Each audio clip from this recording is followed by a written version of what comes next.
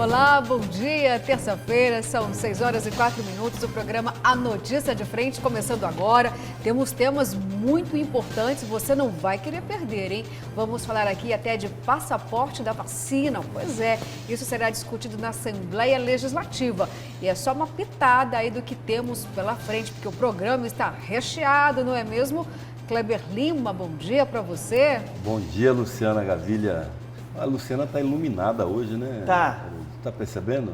É da alma ou da maquiagem? Está iluminada, né? Está com energia boa. Receba só. Tá Bom com dia, energia boa. Ai, que Haroldo. coisa boa. Bom dia a você que compõe a nossa qualificada audiência. Qualificadíssima, vou reiterar aqui, Kleber Lima. Bom dia, professor Haroldo Bom Arruda. Bom dia, Luciana Gavilha. Bom dia ao jornalista Kleber Lima. Bom dia a você que nos acompanha todos os dias. Uma terça-feira iluminada a todos. Amém, professor. Com a luz da seja. Luciana. Amém, gente. Não, ó, eu vou confessar que eu sou uma pessoa muito bem-humorada o dia todo, viu? Isso é Vocês ótimo. que me conhecem. Mas é pela ótimo. manhã eu acordo feliz, porque Eu também. tem pessoas que ficam irritadas com a gente, né? Por que você é tão enérgica assim de manhã, Kleber? Mas é verdade, eu adoro acordar, Acorda o amanhecer. assim já? Então, mas aí, quando o sol vai indo embora, eu também já vou assim, sabe? Desfalecendo, durmo com as galinhas, como diria, né, Kleber Lima. O senhor também fala isso, né? Falo. Durmo A cedo, felicidade mas incomoda, acordo né? bem cedinho, acordo de madrugada mesmo. Você sabe que a felicidade incomoda, né? Incomoda? Muita Oh, meu gente. Deus. Coisa triste isso. Muita gente. Fiquei triste agora. Existem pessoas que não são incapazes de ficarem felizes com a felicidade alheia. É uma doença. É uma doença. Né? É. Acredito que... Aí automaticamente produz inveja. Né? Pegue o Facebook e o Instagram, por exemplo. E todo excesso, vai dizer Aristóteles, né, é um tipo de vício. Até a felicidade demais é uma doença. É. Olha que interessante isso, né? Então, alcançar a eudaimonia, que é a felicidade pura, né, é estar em estado de ataraxia com o mundo. O que é o estado de ataraxia com o mundo? É estado de paz absoluta. O que é estado de paz absoluta? Alinhamento completo com Deus. Em absoluto com Deus. Isso é a coisa mais bela do mundo. Com a natureza, né? A gratidão plena pelo que você tem e pelo que você conseguiu. As suas relações. Quando você entra em sintonia, nesse estado de ataraxia, vamos dizer os gregos, né? Você simplesmente está aí cumprindo com o seu papel enquanto ser humano, né? E feliz. Esse é o conceito de felicidade. Como diria meu amigo Kleber Lima, acho que eu adivinhei seu pensamento, viu? Como já dizia Frejá, rir de tudo é desespero, Kleber Lima. Isso aí. Bem isso mesmo. É uma variação do que ele falou, né? É uma variação, E é uma inspiração em Vitor Hugo, né? A música do Frejá é uma inspiração em Vitor Hugo, é um poema, né? Desejo.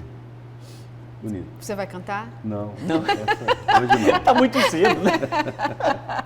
Olha, Kleber, confesso que ontem, gente, eu fiz um ao vivo aqui. Confesso que eu lembrei de você, porque o regente Carlos Taubaté fica até uma dica para você, viu, que gosta de cantar, tem talento, tem que ter matéria-prima, gente.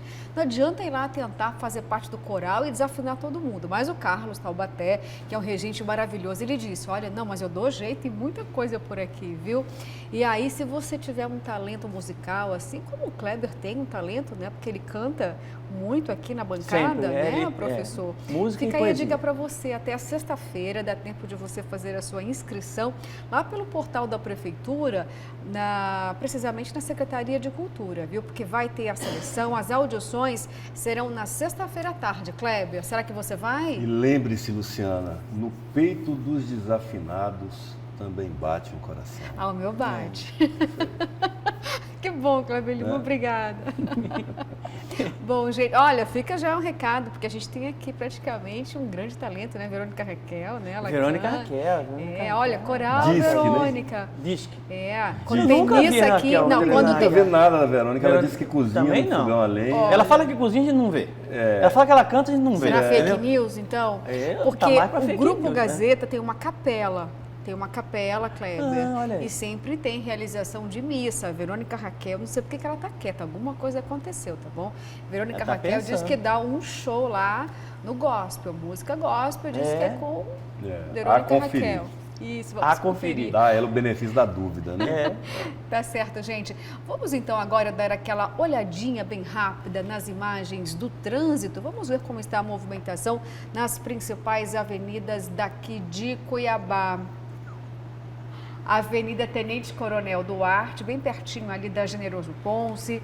São 6 horas e 6 minutinhos, um movimento bem discreto ali no centro de Cuiabá. Mas daqui a pouquinho esse cenário vai estar bem diferente, viu? Bem pertinho ali da Praça Ipiranga. Gente, olha só, dá para perceber, né, que o clima hoje está diferente.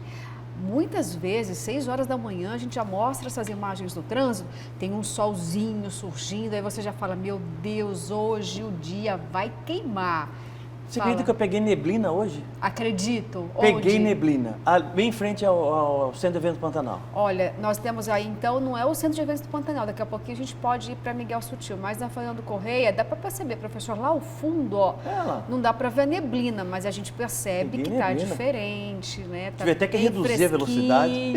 Para sentir esse clima, o ventinho. Não, para não cair mesmo. Oh, meu Deus, para proteger a fuça, como, exatamente, como a gente para proteger a fuça, né? Que fica escorregadio, né? Fica, né, professor? Parece que não, mas e a visibilidade também fica bem comprometida, né? Mas olha, tem um movimento aí um pouquinho mais intenso, apenas em um sentido da pista, é claro que é aquele que sai lá do Cochipó em direção aí ao centro da capital, mas mesmo assim está muito tranquilo. Então, se você for pegar o trânsito agora, saiba que está tudo bem, gente. 6 horas e 7 minutos. Vamos porque temos muitas notícias, viu? A gente vai diretamente agora para a Assembleia Legislativa. Por que estamos falando aqui sobre as questões orçamentárias? Falamos muito sobre o pacote fiscal do governador Mauro Mendes. Esse pacote fiscal, ele está embutido onde? Na LOA, que é a Lei Orçamentária Anual, que começa a ser debatida lá na Casa de Leis. E tintim por tintim, gente, todos os itens são analisados. Claro, porque tratam-se de receitas e despesas. É o momento em que o governo tem para definir exatamente o que ele vai gastar e onde. Bom, mas vamos conferir melhor então todos os detalhes na reportagem de Nayana Bricá. Bom dia a vocês da bancada e também a todos os telespectadores que nos acompanham aqui no A Notícia de Frente. A Assembleia Legislativa de Mato Grosso já definiu, através da mesa diretora, o calendário para a tramitação do projeto de lei orçamentária anual, que fixa a receita em mais de 26 bilhões de reais para o exercício financeiro do próximo ano. Segundo o secretário parlamentar da mesa diretora, José Domingos Fraga, a primeira audiência pública deve acontecer no dia 26 de outubro, a partir das 2 horas da tarde. Após isso, no dia 9 de novembro, acontece às 2 da tarde a segunda audiência pública.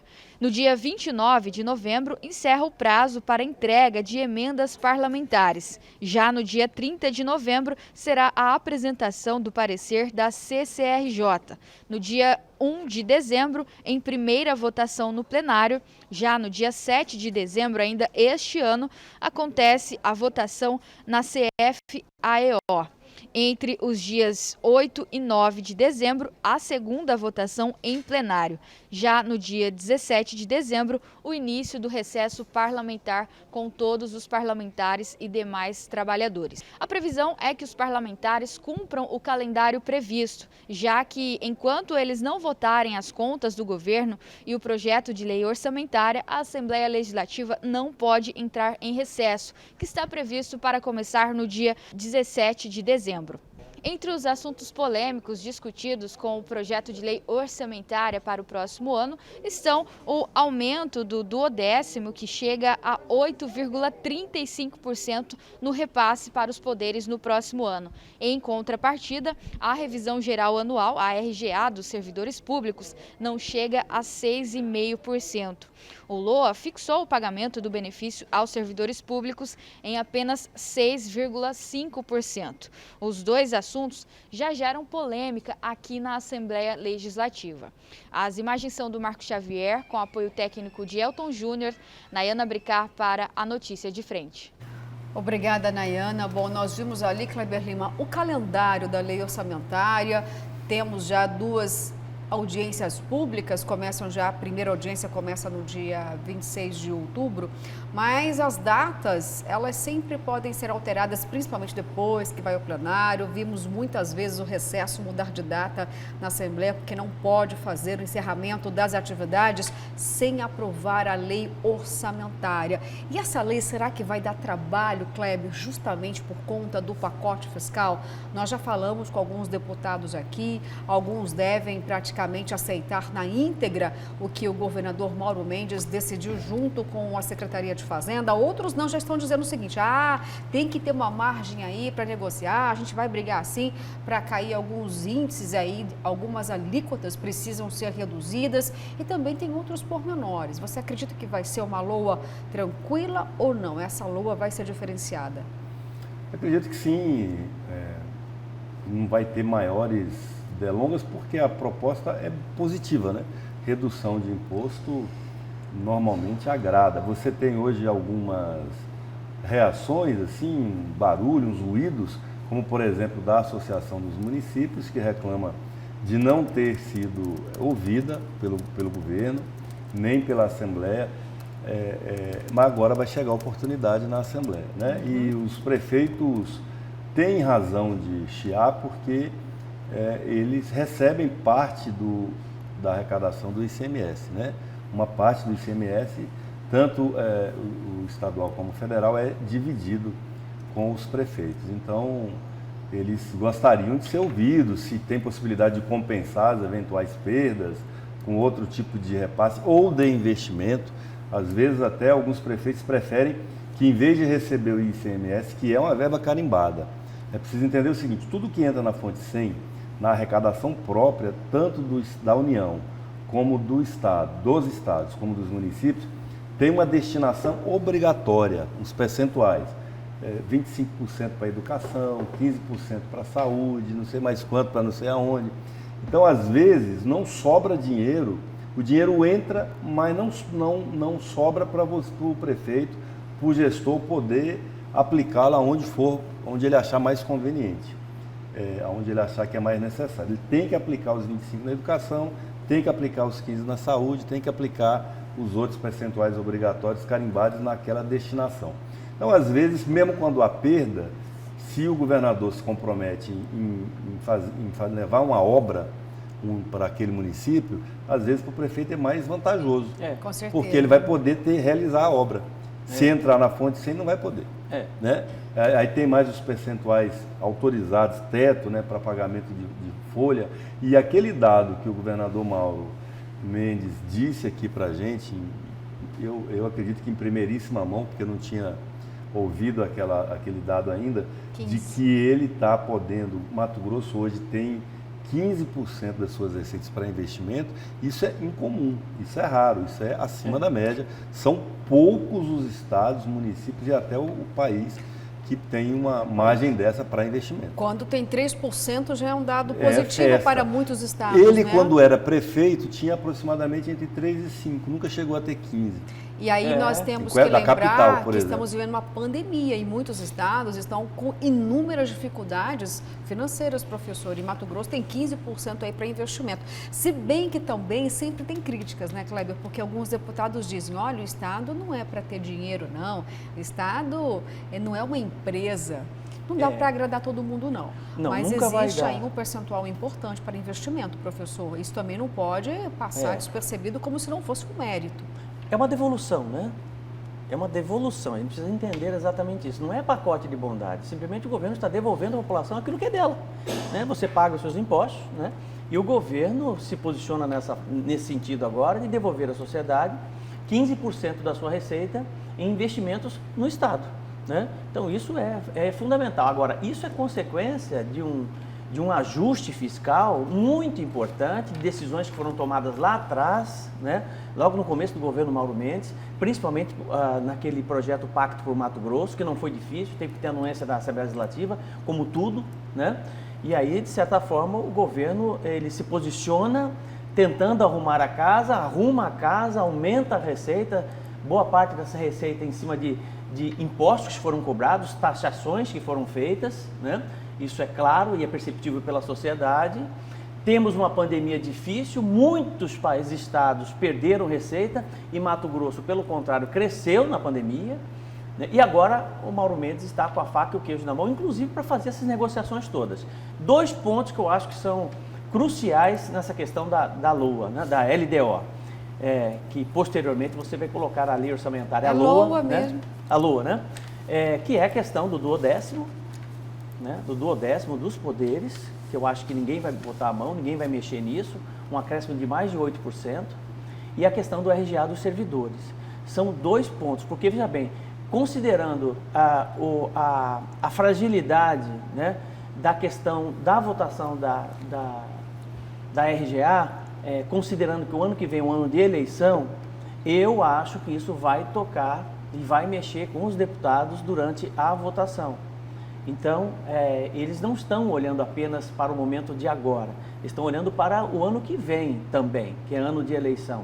Todos estão olhando para o ano que vem.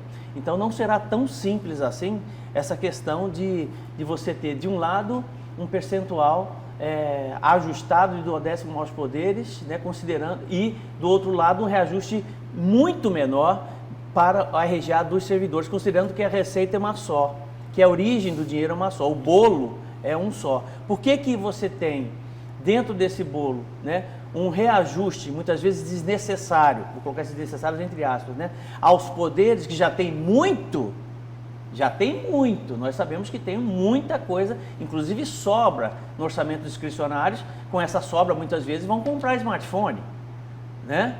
E do outro lado você tem alguém que está apenas pleiteando um reajuste salarial, que é no caso dos servidores. Você está vendo a inconsistência disso tudo e até mesmo a injustiça nesse processo todo, né? Considerando que a origem da receita é uma só, então isso me preocupa. Olha, e é isso que vai passar na cabeça dos deputados. Olha, professor, eu sou favorável sim de uma rediscussão em relação ao duodécimo dos poderes. Como o senhor mesmo disse, eu também concordo que tem muita manteiga aí que dá para retirar do duodécimo. Mas, Kleber Lima, eu vou perguntar para você, essa fatia do bolo, ela vem de diferentes, vou chamar de fontes, porque olha só, eu estou enganada ou não?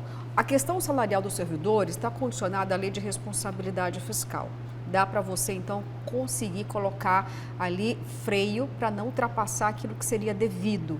Agora, o duodécimo dos poderes não tem essa mesma alegação, ou tem? Ou seja, não é porque eu dei 6% para os servidores que eu preciso dar 6% no caso do duodécimo, a elevação, né? Porque o duodécimo tem um outro percentual aí. Eu não posso acompanhar os mesmos indicadores de elevação, são diferentes mesmo?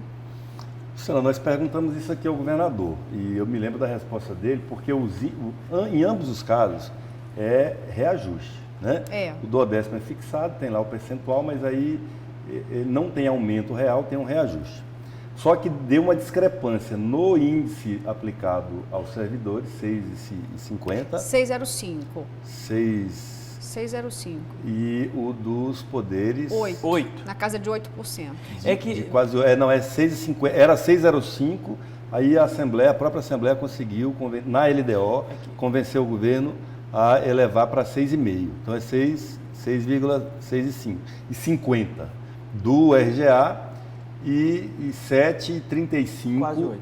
Né, é isso aí, 6,50 do RGA e 7,35 do duodécimo. Aí foi até uma pergunta minha aqui ao governador, por que essa diferença de índices se a inflação é a mesma no país? Exatamente. Né? Aí o que ele explicou é o seguinte, olha, o problema do RGA não é necessariamente de índice, é o que foi possível pagar em razão da lei de responsabilidade estadual. Isso. Porque a federal tem uma margem mais alta, um teto mais alto. Isso. Né? O duodécimo está atrelado à arrecadação. Não, aí é que está. Tá? Ele aplicou o IPCA aqui também no duodécimo. Porque se fosse, aí é uma explicação. Mas não, peraí, mas se ele aplicar o IPCA, existe uma redução no duodécimo.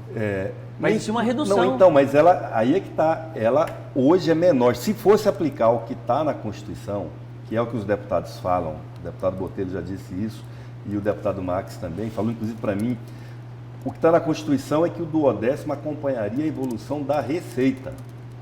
Sim, pois é. Como a receita em Mato Grosso cresceu muito, esse índice, se obedecer o da receita, ele chegaria nas contas do Max mais de 20% e na do Botelho mais de 40%.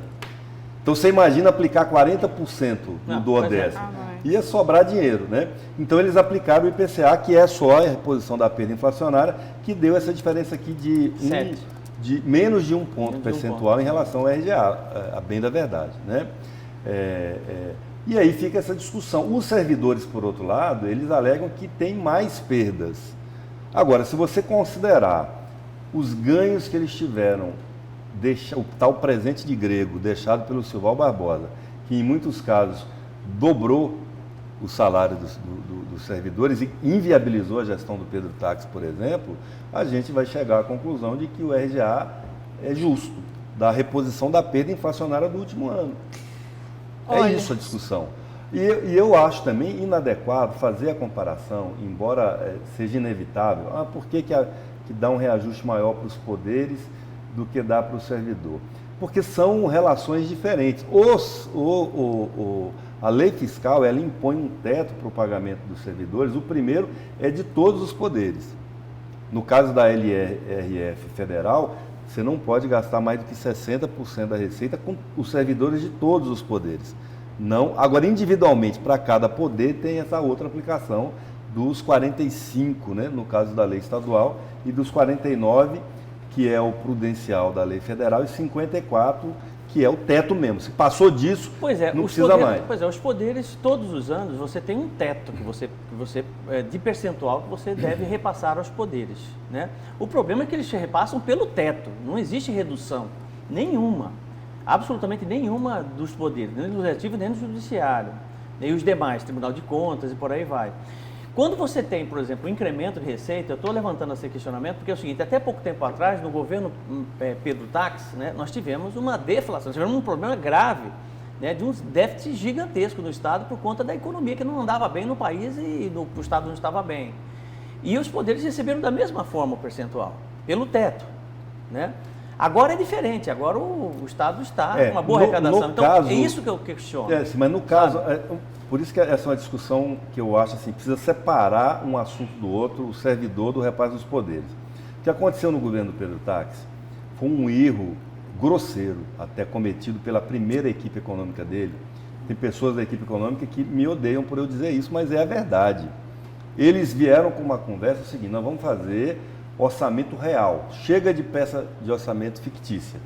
E aí o que eles fizeram? Eles fixaram uma arrecadação que eles achavam que era real lá em cima, e toda vez que você estima a receita lá em cima, você vai estimar, claro, por consequência, a despesa lá em cima.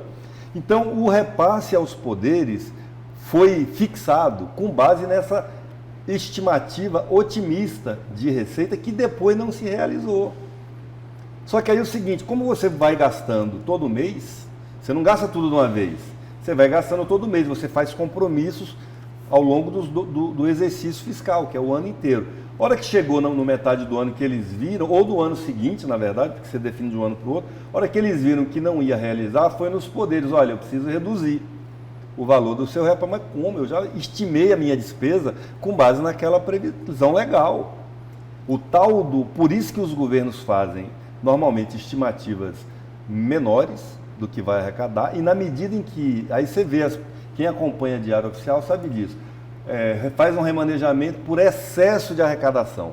Por que teve excesso? Porque você fez uma estimativa mais modesta, mais pessimista, porque se ela tiver ganho, não tem problema, você redistribui o que foi excesso de arrecadação. Mas se ela não se realizar, você não vai ter esse problema de gastar mais do que arrecada. Né? Então, naquele momento foi o que aconteceu e isso hoje está equacionado. Até porque foi naquela discussão que foi colocado aqui a PEC do teto, por uma iniciativa do próprio governo Pedro Táxi, para corrigir aquela distorção causada pela equipe dele mesmo, que aí mudou a forma de calcular o repasse dos duodécimos. Em vez de ser vinculado, indexado pelo aumento da receita, passou a ser por perda inflacionária. Senão a gente estava hoje, Haroldo, 40% de reajuste. Só um ponto que me incomoda. Eu conheço bem essa questão da autonomia dos poderes, né? Desde a sua configuração. Mas o que me incomoda, né, eu acho que incomoda bastante o telespectador e as pessoas, é o seguinte: por que não existe, considerando que a receita é uma só para todo mundo, né? Governo, poderes, essa coisa toda, por que não existe, por exemplo, né, por parte dos poderes, não vou dizer uma prestação de contas, né, mas um orçamento estimado por parte dos poderes, para que esse orçamento seja mais justo, né? Mostrar realmente ao governo do Estado, ao Executivo, o seu gasto real, né? O que realmente necessita para que o poder possa funcionar de forma plena, sem excessos, né? Sem sobras, muitas vezes. Tá? Então, o que eu estou tentando aqui administrar é assim, não dá para você passar, por exemplo, 1 bilhão e 700 milhões para um determinado poder e você ver na ponta da caneta, se o Poder Judiciário realmente provar isso, provar mesmo, né? Ele não vai fazer isso porque ele tem autonomia, ele não precisa provar para nada para ninguém. Não, mas tem, tá? As contas têm que ser aprovadas. Pois é. Eu não estaria pagando, por exemplo, né, designando 1 bilhão e 700 milhões de reais a um poder que com 1 bilhão e 100 eu resolveria esse problema? E essa sobra não seria muito mais interessante para a sociedade do que necessariamente para o poder? É por isso que o governador, Kleber Mauro Mendes, disse: olha, eu quero reduzir, exatamente, posso fazer isso que eu estou dizendo. Mas não sozinho, eu preciso da Assembleia Legislativa. Aí, você professor, imagina? Mas essa discussão, quem tem que travar é a Assembleia Legislativa, é a Casa de Leis que tem o poder para poder modificar isso. Você imagina, por exemplo... A sociedade quer isso. Os servidores também não vão reclamar sobre isso, até porque o reajuste deles é menor do que o que vai ser destinado diante do 10º dos poderes, que ultrapassa aí 8%, Kleber Lima, 8,35%. Ou seja, se essa discussão é importante, é a Casa de Leis que tem que ter peito. São os deputados que vão ter que mostrar a cara deles e vão ter que assinar lá. Isso porque também reduziria o que a própria Assembleia Legislativa iria ter de aumento. Isso. Porque eu estou falando de coisa aqui de 45 milhões a mais, só para a Assembleia Legislativa. Para o Tribunal de Justiça, na prática, isso significa um incremento superior a 100 milhões de reais. De um ano que estamos saindo de uma pandemia em que toda a renda do brasileiro foi amplamente alterada para menos. E aí os poderes, nesse período, vão ter um plus muito superior. Então, se essa discussão, Kleber, não for acirrada agora, se agora a Casa de Leis não bater o pé e afirmar que é importante ter essa redução, quando é que ela vai acontecer? Eu diria que nunca. Se nem no momento pandêmico, Kleber, os poderes abriram mão, houve de fato uma preocupação em relação ao orçamento, por que agora vai ter? Não vai ter. Não vai ter, pois é. Mas não faz nem sentido essa discussão hoje, eu acho que nem sensibiliza lá, porque, como já foi dito, né, essa conversa começa aqui hoje da seguinte maneira: o governo tem 15% para investimento, está sobrando dinheiro. Com qual argumento que você vai achar, deputado, tem que reduzir? Não, nós temos que incrementar, eles vão dizer, né? Estou aqui imaginando o que eles vão dizer. No caso, eu diferencio um pouco a Assembleia do Judiciário, porque o Judiciário ele tem uma necessidade, até ainda crescente, de aumento da prestação de serviço à sociedade, com mais comarcas, com mais juízes, todo, né? Com mais serventuários, né? Tem pilhas e pilhas de processos acumulando nos gabinetes do juiz. Então ainda existe uma necessidade, ainda tem muitos municípios que não têm sede de comarca, etc. Né? É diferente do caso do Legislativo, que tem, como dizem todos, é uma quadra. Então, a rigor, embora seja um equipamento maravilhoso, o Teatro Zulmira Canavarros, da Assembleia Legislativa, maravilhoso, é o principal teatro hoje de Mato Grosso, não é só de Cuiabá. Né? Mas não é papel da Assembleia também ficar oferecendo teatro, daqui a pouco campo de futebol, isso é papel do Executivo. Tá certo. Bom, e vamos continuar falando muito sobre esse tema, porque como já dissemos aqui, é só o princípio dessa discussão lá na Casa de Leis. E agora, ainda falando da Assembleia Legislativa, está tramitando lá uma outra proposta que também está trazendo aí inúmeras discussões. Então, eu vou chamar agora ao vivo o repórter Daniel Santos, que vai falar para nós. Que história é essa do passaporte digital? Está sendo já indigesto, Daniel Santos? Conta pra gente de que forma está acontecendo essa condução também lá na Assembleia Legislativa. Bom dia para você. Tô vendo aí pela imagem que tá mais fresquinho, é isso mesmo? Tá gostoso aí fora?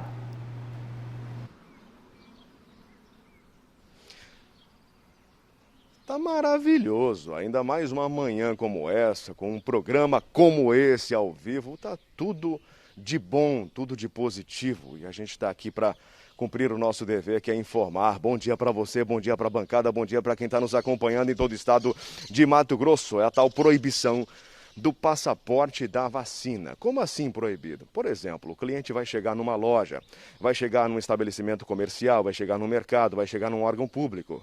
Em tese, alguém vai cobrar, por favor, o seu passaporte da vacina, o seu cartão comprovando que você tomou as 2 doses, que você está imunizado, tem aí, apresenta aqui pra gente, pronto, tá ok, comprovado, tá liberado, pode entrar. Mais ou menos desse jeito, imagine isso acontecendo na prática. Pois bem, tem um projeto de autoria da deputada Janaína Riva, já recebeu emendas do deputado Faisal Khalil, também do deputado Tiago Silva. Primeiro, para que isso também não seja exigido em templos religiosos, igrejas, templos religiosos. E depois também em órgãos públicos.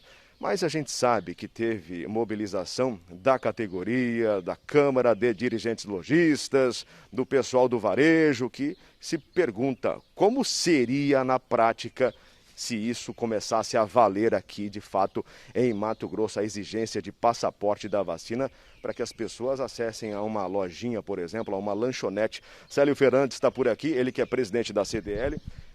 Presidente, é uma discussão que ainda vai longe, porque hoje é terça-feira, quarta, na quinta-feira já teremos audiência pública para tratar desse assunto. Bom dia, obrigado por nos receber nesse horário. Bom dia, prazer estar aqui com vocês. Realmente a discussão ela é muito pertinente, uma vez que nós estamos vivenciando um momento de pandemia e a vacina tem se apresentado como uma grande solução para que nós possamos sair dessa pandemia, e os números mostram isso, revelam a melhoria na redução dos casos. Entretanto, entendemos que exigir passaporte de vacinação é uma medida arbitrária, é uma medida nada inteligente e é uma medida que vai contra a retomada da economia, tão importante depois de passarmos esse período tão longo de restrições. Nós já ouvimos o outro lado também, pessoas que defendem o passaporte, dizer o seguinte: não, peraí, a gente tomou vacina, estamos imunizados. Tem gente que não tomou vacina porque não quis, porque a vacina está disponível. Então não seria uma forma de ter um controle, de evitar até contaminação dessas pessoas circulando para lá e para cá, e elas optaram por não serem vacinadas, por exemplo? Está aí a prova de que a vacina, nenhuma vacina impede que a pessoa seja contaminada. Nenhuma vacina impede. Nós podíamos estar num ambiente com 1000 pessoas todas vacinadas e alguém vacinado que tenha contraído o vírus entra, contamina outras pessoas e elas levam para casa, levam para outros ambientes e vão ficar passando isso adiante. O que a vacina faz é uma melhoria de proteção, uma redução no índice de mortalidade. É uma proteção essencial, mas ela não pode ser um elemento de discriminação. E a gente tem que lembrar que nós vivemos num país onde é livre a vontade do indivíduo. É livre o ir e vir. Nós vivemos numa democracia e é preciso respeitarmos esses direitos também. Nós não podemos ser discriminatórios em relação à vacina e depois em relação a outros temas a gente quer permitir que tudo aconteça. Então mantemos a coerência. Então é proibido proibir. Essa é a posição das entidades do comércio de uma forma geral, para que a gente possa ter a pessoa vacinada ou não, sem que haja necessidade de ser feito um controle. Imagine só a quantidade de pessoas para checar se esse passaporte está valendo ou não está valendo. Aí a pessoa esqueceu o passaporte em casa, já foi vacinada, ela não vai poder entrar, ela vai ter que voltar para casa. Enfim, não é uma medida nada inteligente e convenhamos, a vacinação está aumentando num nível bastante significativo. Muitas pessoas que eram resistentes hoje já se sentem seguras, estão indo vacinar. Então a gente acredita que esse projeto, essa discussão, ela perdeu tempo. Ela poderia ter sido feita lá atrás. Ela está atemporal, é isso? Já foi. Não é o momento? Não é o momento. Hoje as vacinas estão avançando e crescendo, inclusive a adesão às pessoas num número maior. Não se justifica, nesse momento, essa exigência. Lá atrás você poderia começar a falar sobre isso, a colocar esse tema em discussão, como na Europa, isso já tem mais de ano que vem em discussão. Agora, nós estamos um pouquinho atrasados com isso. Agora, presidente, falando em coerência, né, o senhor está defendendo que o lojista não tem que cobrar passaporte, no caso o cartãozinho da vacina, o comprovante das 2 doses mais imunização, né? Mas aí que está o detalhe. E como é que fica o funcionário que nesse momento optou por não se vacinar, por exemplo? Como é que fica essa coerência nesse sentido aí? Então, a coerência também é a mesma. Quer dizer, se a pessoa não está vacinada, ela tem que ter uma proteção ainda maior. Porque hoje não há nada que faça com que o empresário force ou peça, né, ou obrigue o funcionário a ser vacinado.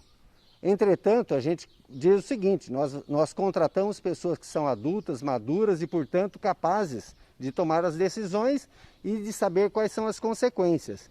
Os números estão aí revelando o impacto desse problema e é importante que a gente faça a sensibilização adequada para que as pessoas não se fragilizem diante desse problema. Nós estamos quase terminando a travessia dessa ponte. É importante que todos se conscientizem, a vacina está aí, é gratuita, está disponível, então vamos tomar vacina sim, mas não vamos proibir aqueles que decidiram não tomar vacina. Diante da ausência da exigência do passaporte, né? Não exige, ok. Quais seriam as medidas ou quais continuam sendo as medidas de controle, medidas de biossegurança em cada empresa? O distanciamento continua sendo importante, a utilização da máscara ainda se faz necessária, a utilização dos cuidados de higiene que desde o início foram evidenciados, como lavar a mão com água e sabão, usar álcool gel, essas são as medidas básicas e essenciais. E evidentemente isso é histórico, não tanto no Brasil, mas principalmente no Ocidente. Se você tem qualquer sintoma, você é quem tem que estar responsável por evitar o distanciamento. Mesmo que você não saiba o que é, mesmo que você já tenha tido a Covid, mesmo que você já tenha se vacinado, se você tem sintomas que podem induzir ao Covid, proteja-se e proteja as pessoas que convivem com você.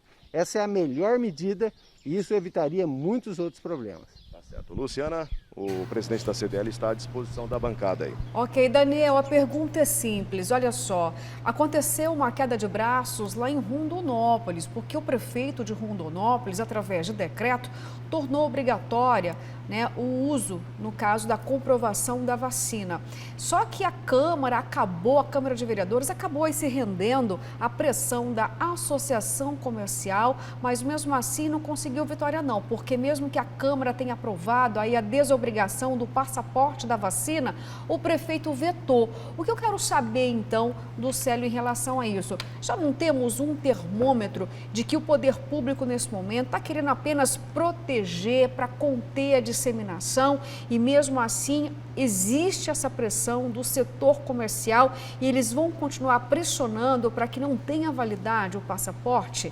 E qual o medo do comércio do passaporte? É vender menos, é acreditar que isso não vai ser benéfico para a economia, mas não visa justamente proteger a economia, porque se tem uma pandemia, o comércio é o primeiro que fecha a porta, Daniel. Eu queria que você pudesse falar sobre esses pontos importantes. Já temos esse case aí de Rondonópolis.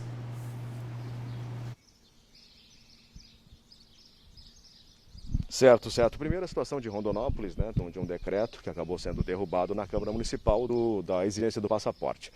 A pergunta da Luciana primeiro, sobre a preocupação de vocês, se de fato o comércio vai continuar exercendo o que lhe cabe, né, o movimento, a pressão para que continue sendo proibido, para que haja de fato a proibição do passaporte, e qual é o reflexo disso, o que é que o comércio teme, caso venha a ser exigido esse cartão vacinal para acesso dos clientes ao comércio de uma forma geral? As CDLs em todo o estado, são 52 CDLs, estão organizadas, mobilizadas para conversarem com seus parlamentares em relação à manutenção da proibição. Tá? E isso é entendido como um elemento necessário, fundamental, para que não se impeça a entrada de clientes. Cliente vem para trazer emprego, para gerar renda para o comércio, para gerar impostos para o governo poder pagar e honrar suas dívidas. Então, a exigência, a proibição é algo que vai acentuar a crise econômica, acentuar desemprego e tudo mais. E nós não queremos isso. Então, o setor produtivo quer o livre acesso das pessoas, mantendo todas as medidas de biossegurança, mas que não haja a proibição.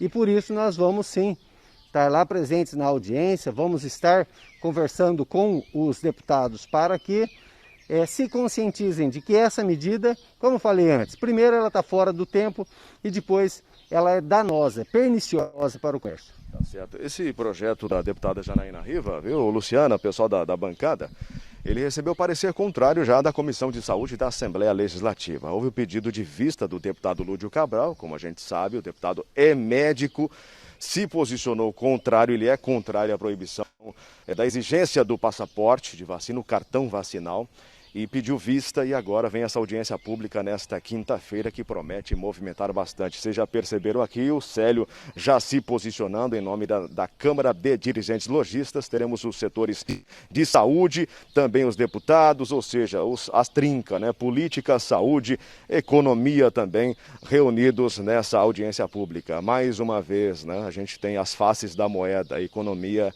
e saúde em discussão. Luciana. Ok, Daniel, obrigada, viu, pelas informações. Esse assunto aí é bastante polêmico. Kleber Lima, o projeto original, no caso, disse o seguinte, olha, institui-se o passaporte da vacina, mas com exceção daquelas pessoas que não podem se imunizar porque tem algum problema de saúde ou por motivos de crenças, por motivos religiosos. Mas, tirando essas duas exceções, tornaria obrigatório a todos.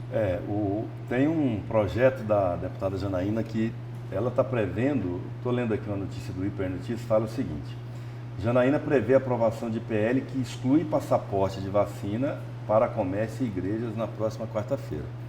Você entendeu? Vamos lá. Assim, o projeto dela exclui o passaporte, proíbe, acaba pela não exigência do passaporte para comércio e igrejas. Ela quer liberar. O projeto da Janaína é esse. E o que o deputado Lúdio foi informado agora aí pelo nosso repórter, Daniel Santos, ele deu um parecer contrário ao projeto da Janaína, ou seja, ele quer a exigência do passaporte. Ficou claro? Está claro para você que está em casa? Porque fica uma sopa de letrinhas, né? Exatamente. Eu acho que há uma guerra de narrativa aí quando o Célio fala, por exemplo, que o passaporte vai impedir as pessoas de ir e vir. Não, só vai impor uma condição. Não está impedindo ninguém de ir. Ninguém está impedido de ir às compras. Só está exigindo que a pessoa, para circular, tenha um comprovante de imunização. Só. É como você dizer o seguinte, olha, você para dirigir um carro, você tem que ter habilitação, você para ir ao cinema, você precisa ter uma idade a partir da qual simples assim, ninguém está dizendo que não pode ir, né? Eu não sei como que as pessoas ficam tão contra assim, o que é óbvio, tem que tomar a vacina. Ah, mas eu não posso por isso, por aquilo, as exceções estão previstas na regra. Todo mundo que não puder, por um motivo justo, não precisará nem tomar a vacina, e ela vai ter o passaporte.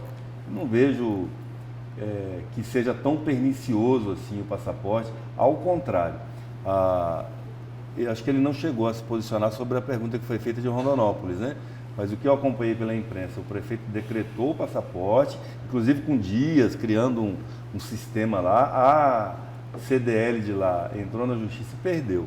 Aí a Câmara, que é mais sensível, como o Haroldo falou hoje aqui, deputado, vereador, ele que move ele é o voto, né? É o voto. Normalmente é assim, quando mais vai aproximando da eleição, mais sensível ele fica. Exatamente. Aos apelos. E muitas vezes, hoje, as pessoas confundem o que é um apelo legítimo, expressivo. Estou dizendo até na lógica dele. Quando, não, mas eu não posso contrariar o eleitor. Ele precisa hoje, o grande desafio dos parlamentares, como dos políticos, dos governos e nosso também, da imprensa de uma maneira geral, é a gente conseguir entender o que é uma manifestação legítima da sociedade e o que é bolha, o que é coisa artificial. Muitas coisas aí são artificiais. Você vê um barulho grande que aquele grupo faz, mas a hora que você vai situá-lo no universo da sociedade, ele representa algo muito pouco expressivo.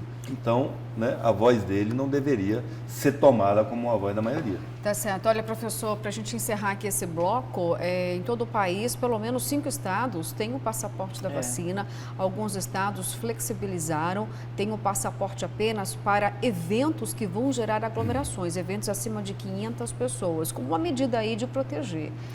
Onde foi instituído, no mundo todo, boa parte, né? Alguns países já estão utilizando o passaporte da vacina, como França, Israel, Dinamarca. Inclusive na Dinamarca tem nome o passaporte da vacina. Tem gerado bastante polêmica. Qual que é o nome lá, Solano? Coronapass. Coronapass, passe, né? Passe desse aí. Para poder, né? A OMS, ela está resistente a isso aí, está resistindo com relação ao passaporte da vacina, apontando duas coisas, né? Que inclusive pode servir de orientação para nós aqui. Ela diz o seguinte: enquanto nós não tivermos a distribuição da vacina de forma igualitária no mundo, nós não podemos ficar cobrando passaporte de vacina. Ela está dizendo exatamente isso, né? Aqui no Brasil, se nós não tivermos aí, de certa forma, pelo SUS, né, todas as condições para que todos tomem vacina, isso eu estou tentando fazer uma analogia, uma comparação com o Brasil, né? A gente não pode ficar pedindo o comprovante de vacina, né? Mas tem um outro lado também, quando você toma vacina, tanto a primeira dose como a segunda dose, você já tem o ciclo vacinal completo. Aquele comprovante que você recebe é um tipo de passaporte, também é um tipo de passaporte, como qualquer outro tipo de vacina que você toma, febre amarela, né?